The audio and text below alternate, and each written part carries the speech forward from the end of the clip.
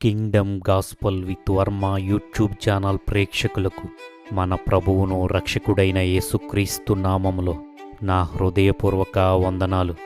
ప్రభువునందు ప్రియులైన సహోదరి సహోదరులారా, యేసుక్రీస్తు జీవితం నందు గడిచిన 10వ భాగములో ప్రభువైన యేసుక్రీస్తు జననము గూర్చి తెలుసుకున్నాము.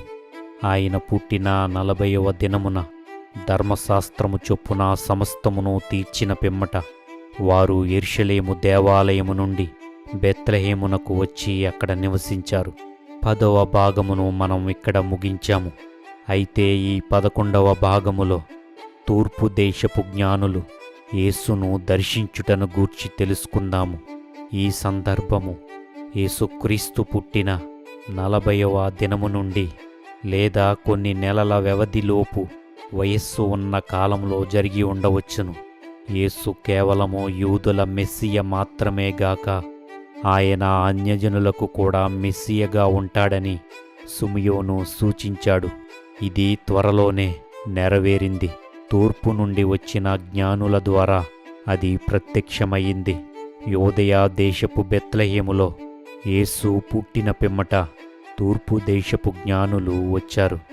తూర్పు దేశపు జ్ఞానులు ఎవరు? యేసును ఆరాధించడానికి తూర్పు దేశము నుండి జ్ఞానులు వచ్చారని ఈ వాక్య భాగం తెలియజేస్తుంది. జ్ఞానులు అనే పదం ఉన్న చోట గ్రీకు భాషలో మాగోయ్ లేదా మాగి అనే దాని నుండి మెజీషియన్ అనే పదం వచ్చింది. అంటే ఆ జ్ఞానుల తెలివి విజ్ఞానము మూఢనమ్మకాలతో కలిసి ఉంటుంది. జ్యోతిష్య శాస్త్రం ఆధారంగా భవిష్యత్తును తెలుసుకునే ప్రయత్నం వీరు అభ్యసించే విద్యలో ఒక భాగం. యోదయ దేశానికి తూర్పున ఉన్నది బబులోను. ఈ దేశం నేడు ఇరాక్కుగా పిలువబడుతుంది. ఇది యోదయాకు తూర్పున ఉంది కాబట్టి తూర్పు దేశపు జ్ఞానులు అనే సంబోధన ఆ దేశం నుండి వచ్చిన జ్ఞానులకు సరిగ్గా సరిపోతుంది. కొందరు భావించినట్లు వీరు కల్దీయులు కారు. కల్దీయులలో కూడా అనేక మంది జ్యోతిష్యులు మంత్రగాళ్ళు ఉన్నప్పటికీ కల్దీయుల దేశం యోదయాకు ఉత్తరాన ఉంది. ఇంకొందరైతే వారు అరేబియా నుండి, ముఖ్యంగా షేబా దేశం నుండి వచ్చిన జ్ఞానులని అభిప్రాయపడ్డారు. వారు కీర్తనలు 72:10 నుండి 15 వచనాల ఆధారంగా అలా భావించి ఉండవచ్చును. అయితే అరేబియాలోని కొంత భాగం యోదయ దేశానికి తూర్పుగా ఉన్నప్పటికీ షేబా దేశం మాత్రం దక్షిణంగా ఉంది.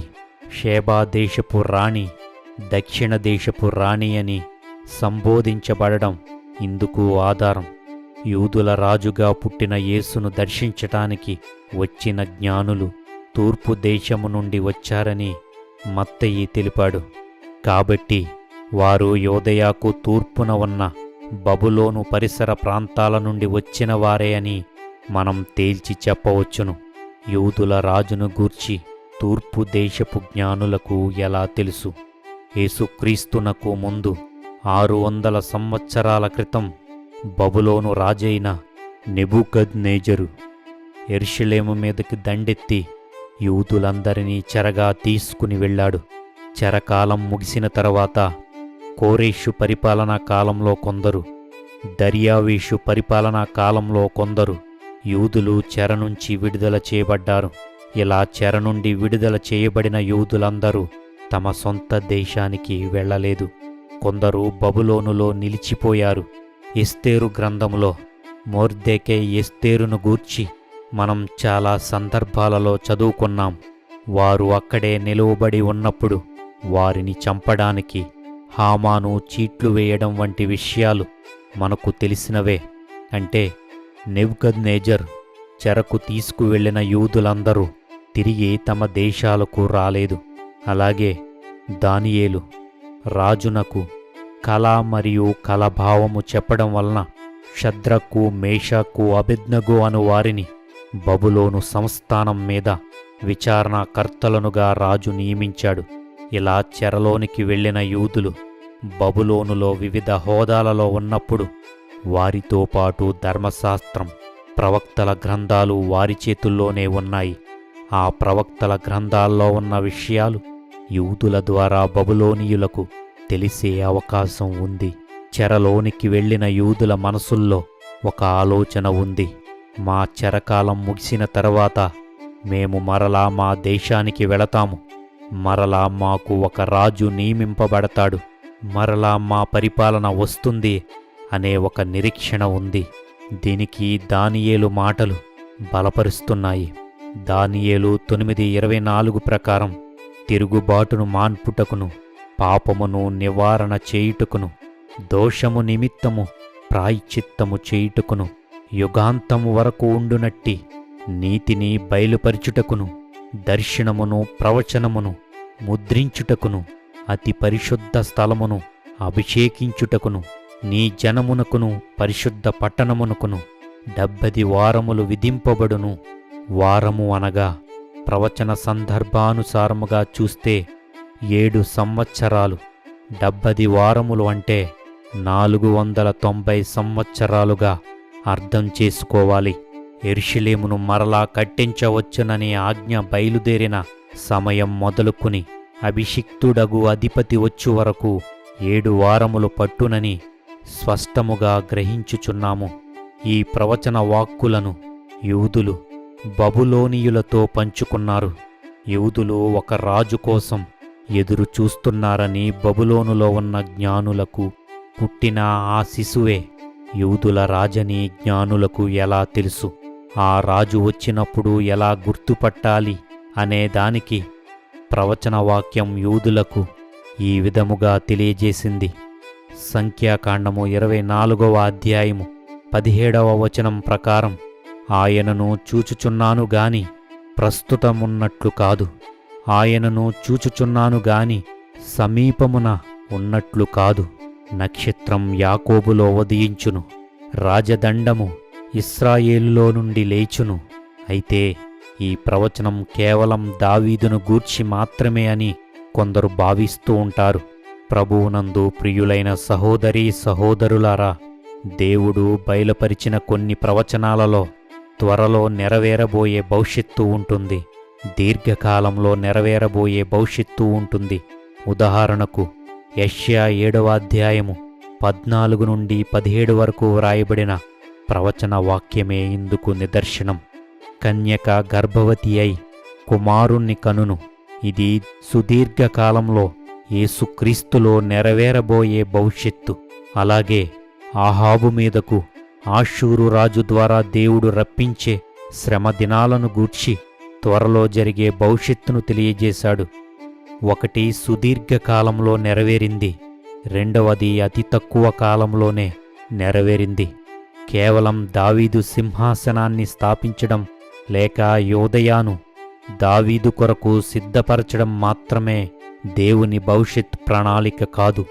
దావీదు సింహాసనాన్ని హెచ్చించి దావీదు గోత్రములో ప్రభువైన యేసుక్రీస్తును పుట్టించాలనేదే దేవుని సంకల్పం.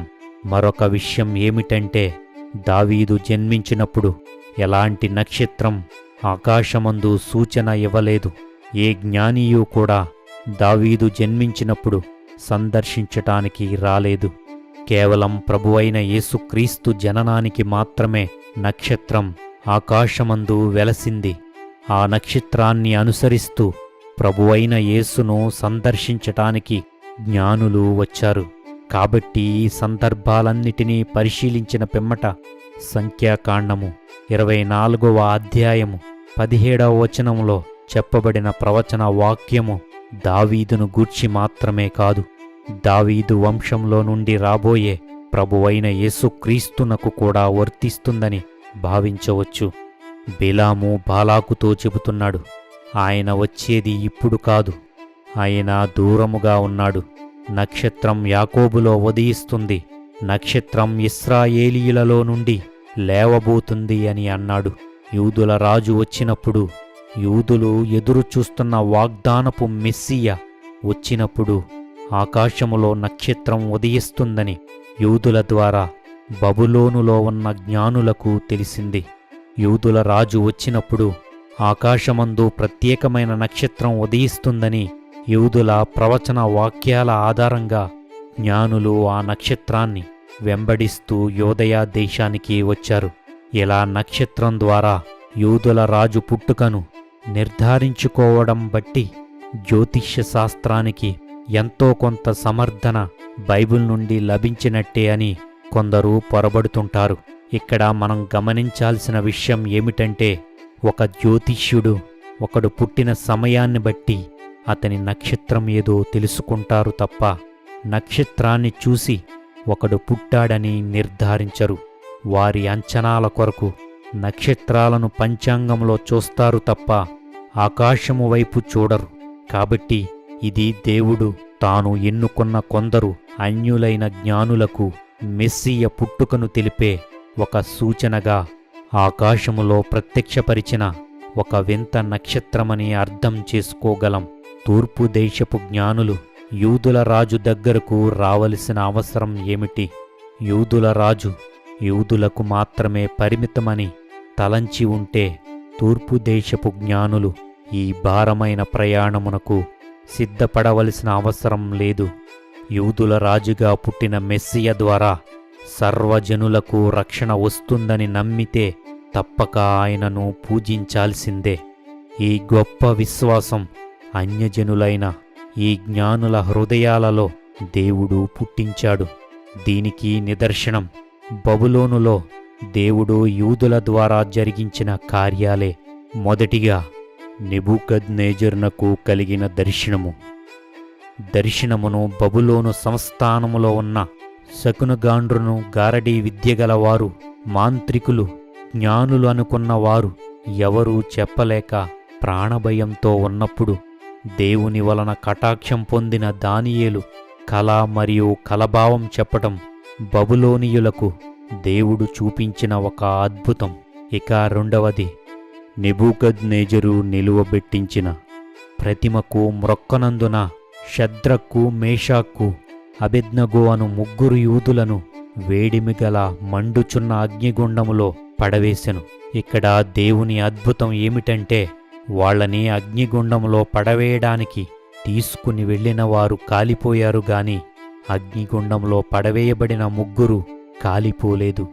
దేవుడు వారిని కాపాడిన విధానాన్ని చూసి నెబుకద్నెజరు వీరి దేవుడు పూజార్హుడని అన్నాడు. ఈ సందర్భాన్ని బట్టి మనం అర్థం చేసుకోవలసిందేమిటంటే, యూదులు విశ్వసించిన దేవుని యొక్క శక్తి సామర్థ్యాలను బబులోను రాజులు, జ్ఞానులు కళ్ళారా చూశారు. అందుకే ఆ దేశపు జ్ఞానులకు యూదుల లేఖనాలపై ప్రగాఢమైన నమ్మకం, యూదుల లేఖనాలపై అవగాహన కలిగి వాటిపై నమ్మకం ఉన్న కొందరిని దేవుడు ఎంచుకుని ఆకాశములో నక్షత్రాన్ని ఉదయింపజేసి ప్రత్యేకమైన సూచన ద్వారా ప్రభువైన యేసుక్రీస్తు వద్దకు చేర్చాడు. వారు మొదట యెరూషలేమునకు వెళ్లారు. రాజు జన్మ సందేశముతో పట్టణమంతా కోలాహలంగా ఉంటుందని వారు ఊహించారు. కాని దానికి బదులుగా పెద్ద వ్యాపార కేంద్రంలోని ప్రతిరోజు ఉండే హడావిడిని మాత్రమే అక్కడ వారు చూశారు. యూదులకు రాజుగా పుట్టినవాడు ఎక్కడా అని అడగడం మొదలుపెట్టారు. వారి మాటలు రాజైన హేరోదునకు చేరాయి. మెస్సియా ఎక్కడ జన్మిస్తాడో యోధా మతనాయకులను అడిగి తెలుసుకున్నాడు. బెత్లెహేములోనే జన్మించునని హేరోదునకు తెలియజేశారు. అంతటా హేరోదు ఆ జ్ఞానులను రహస్యముగా పిలిపించి ఆ నక్షత్రము కనబడిన కాలము వారి చేత పరిష్కారముగా తెలుసుకుని, మీరు వెళ్ళి ఆ శిశువు విషయమై జాగ్రత్తగా విచారించి తెలుసుకొనగానే నేను వచ్చి ఆయనను పూజించునట్లు నాకు వర్తమానము తెమ్మని చెప్పి వారితో అబద్ధమాడాడు. ఆ జ్ఞానులు యెరూషలేము నుండి దక్షిణ దిశగా బయలుదేరారు. ఇలా ఆకాశములో సంచరిస్తూ దారి చూపించే నక్షత్రం ఈ సంఘటనకు ముందు కాని తర్వాత కాని ఎప్పుడూ ఎక్కడా ఎవరికీ కనిపించిన దాఖలాలు లేవు. ఒక నక్షత్రం ఇలా మార్గదర్శి కావడమనేది సహజాతీయతమైన సంఘటన. అది దేవుడే చూపించిన సూచన అని స్పష్టమవుతుంది. మొదటిసారి నక్షత్రం వారికి ప్రత్యక్షమైనప్పుడు ఆ రాజును వారు ఏ దేశంలో వెతకాలో సూచించి కనుమరుగైపోయింది. ఆ తరువాత వారు సాధారణ అన్వేషణ పద్ధతులపైనే ఆధారపడి ఎంత దూరం వచ్చారు. కానీ ఇక ముందుకు కొనసాగటానికి వారికి దేవుడే సహాయం చేయాలి. అలాగే చేశాడు కూడా. రెండవసారి ఆ నక్షత్రం ప్రత్యక్షమై ఆ శిశువు ఉండే చోటు వరకు వారిని నడిపించింది. వారు ఆ నక్షత్రమును చూసి అత్యానందభరితులై ఇంటిలోనికి వచ్చి తల్లి అయిన మరియను, ఆ శిశువును చూసి సాగిలపడి ఆయనను పూజించి తమ పెట్టెలు విప్పి బంగారము సాంబ్రాణి బోలమును కానుకగా ఆయనకు సమర్పించిరి. జ్ఞానులు ఆ శిశువును కనుగొన్న నాటికి ఆయన ఇంకా పశువుల శాలలోనే ఉన్నాడని చాలామంది భావిస్తారు. ప్రభువు పుట్టుకకు సంబంధించిన చలనచిత్రాలు, నాటికలు సాధారణంగా అలాంటి సన్నివేశాన్ని మనకు చూపిస్తాయి. కానీ ప్రభువు పుట్టుకకు జ్ఞానుల రాకకు మధ్య చాలా రోజులు లేదా కొన్ని నెలల వ్యవధి ఉందని గుర్తించాలి. స్థలము లేనప్పుడు చేసుకున్న తాత్కాలిక ఏర్పాటులోనే అంతకాలం ఉండిపోరు కదా. అందుకే జ్ఞానులు ప్రభువును సందర్శించే సమయానికి వారు ఒక ఇంటిలో ఉన్నట్లు మనం చదువుతాం. ఆ శిశువును పూజించిరి. జ్ఞానులు ఇంటిలోనికి వచ్చి తల్లి అయిన మరియను, శిశువును చూసి సాగిలపడి ఆ శిశువును పూజించారు. తల్లిని, శిశువును చూసినప్పటికీ శిశువును మాత్రమే వారు ఆరాధించారని ఈ వాక్యభాగం స్పష్టం చేస్తుంది. మరియమ్మకు దేవునితో సమాన స్థానాన్ని ఆపాదించేవారు ఇది ప్రత్యేకముగా గమనించాలి. ఆ జ్ఞానులు ఇతడే వాగ్దానం చేయబడిన యూదుల రాజని, లోకరక్షకుడని విశ్వసించారు. సాగిలపడి ఆయనను పూజించారు. వారు 3 కానుకలు ఇచ్చారు కాబట్టి వారు 3 కొందరు భావిస్తారు. కాని వారి సంఖ్య ఎంతో లేఖనం మనకు తెలుపలేదు. ఆ తరువాత హేరోదు వద్దకు వెళ్ళవద్దని స్వప్నమందు దేవుని చేత బోధింపబడిన వారై వారు మరియక మార్గమున తమ దేశములకు తిరిగి వెళ్ళిరి. ఆ శిశువు ఆచూకీ తనకు కూడా తెలియజేయాలని హేరోదు వారిని ఆదేశించిన సంగతి మనకు తెలుసు. అయితే అందులో అతనికి ఉన్న దురుద్దేశము గురించి జ్ఞానులకు తెలియదు. కాబట్టి వారు హేరోదునకు సమాచారం చేరవేసి ఉండేవారు. కాని తన అభిషిక్తునిని ఎలా కాపాడుకోవాలో దేవునికి తెలుసు. హేరోదు వద్దకు వెళ్ళవద్దని స్వప్నమందు దేవుని చేత బోధింపబడిన వారై వారు మరియక మార్గమున తమ దేశమునకు తిరిగి వెళ్ళిరి. వచ్చే భాగంలో మళ్ళీ కలుద్దాం. మన తండ్రి అయిన దేవుని నుండియు, మన ప్రభువును రక్షకుడైన యేసుక్రీస్తు నుండియు కృపయు సమాధానమును సత్య సంబంధులైన సహోదరీ సహోదరులందరికీ కలుగునుగాక. ఆమేన్. లైక్ చేసి ప్రోత్సహించండి. షేర్ చేసి ఈ రక్షణ సువార్తను విస్తరించండి. సబ్స్క్రైబ్ చేసి ప్రభువు ద్వారా వచ్చిన సమాధానమను బంధముతో చెయ్యి కలపండి.